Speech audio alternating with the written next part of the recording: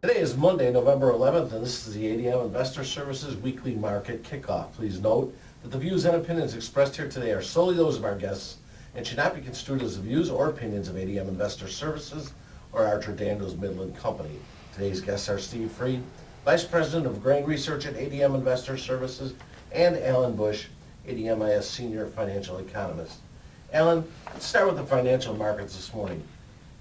A recent survey showed the European Central Bank is less likely to take its negative interest rates even more negative next year. How will this affect the outlook for the euro currency? Well, normally this would consider to be bullish for the euro, and in fact the euro is a little bit higher today. But you also have to keep in mind what is going on here in the U.S. with the Fed. The Fed is likely to be not so quite aggressive in lowering rates, so it's kind of a wash, an offset. Interest rate differential expectations, though, still appear to be slightly favoring the dollar. So I think the dollar index will tend to gain against the euro currency and probably against most other currencies as well. Alan, we still hear some analysts talk about a possible recession next year. What are your feelings about this? Will there be a recession in the U.S. next year? No, I think all that recession talk is out the window.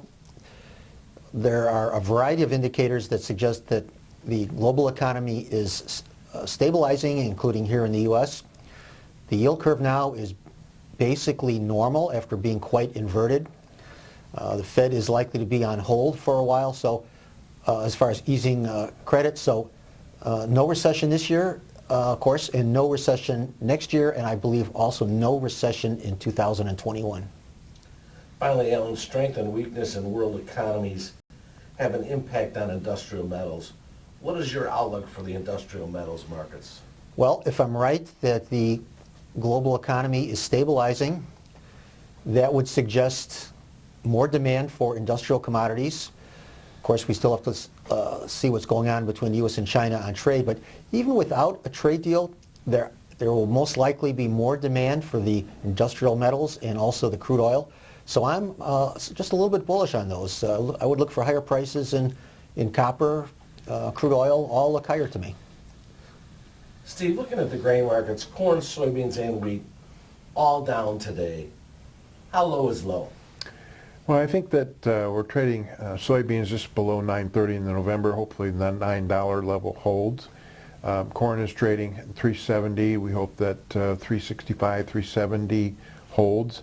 And wheat prices are just above $5 in Chicago, and we hope that that level, or maybe $4.80, $4.90 holds. But most of the weakness is coming from just the fact that we right now have too much supply and not enough demand. What did the USDA say last Friday about the U.S. and world crops, and how did the market react? Well, the USDA basically punted the numbers down the road. They kept most of the soybean numbers unchanged, or maybe they carry out a little bit higher because of lower demand. They did lower the corn crop a little bit, but not as much as the supply bulls wanted. They lowered demand to offset that, and most of the wheat numbers were unchanged. So basically the same numbers that we had in October, and the market reacted negatively to it. Weather. Record cold temperatures are forecast this week across the upper U.S. Midwest. Will this harm the crops that are yet to be harvested?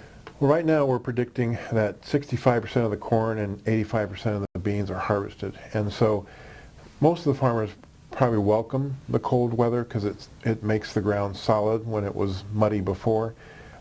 We don't think, as long as we don't have any winds, that we'll lose much, but there'll be kind of a narrow window as far as getting harvested. I just talked to our weather guy, and he says that we've got about 2 weeks that we can possibly get in the fields, and then as we get closer to December, we're going to have a really bad winter. A lot of snow, cold temperatures back and forth, and he thinks that this is going to be a bad winter for most of the Midwest. Finally, Steve, what's the latest on the U.S. and China talks?